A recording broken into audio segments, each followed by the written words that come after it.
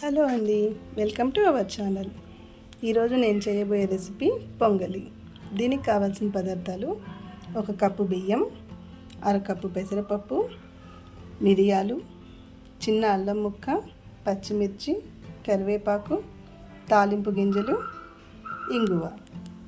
ముందుగా బియ్యంని పెసరపప్పుని ఒక గిన్నెలోకి తీసుకొని శుభ్రంగా కడుక్కోవాలి. 1 కప్పు రైస్ తీసుకున్నాం కదండి, దీనికి 5 కప్పులు వాటర్ తీసుకోవాలి.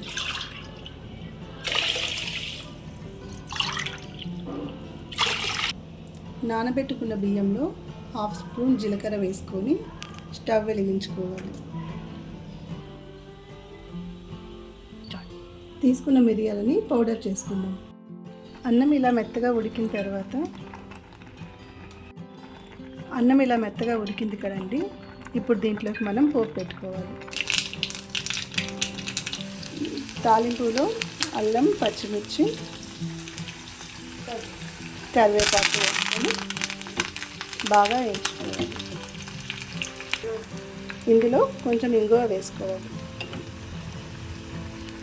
కొద్దిగా పసుపు. తాలింపు వేగిన తర్వాత పొడి చేసి పెట్టుకున్న మిరియాల పొడి వేసుకోవాలి. ఇప్పుడు ఈ తాలింపుని ఉడుకుతున్న అన్నంలో వేసుకోవాలి.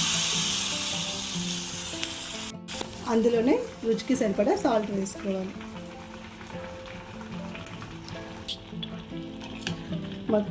మొత్తంని బాగా కలుపుకోవాలి.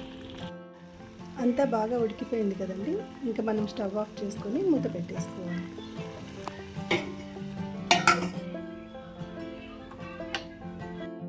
అంతే అండి, ఎంతో కమ్మగా ఉండే పొంగలి ready. Thanks for watching. Please like, share, subscribe.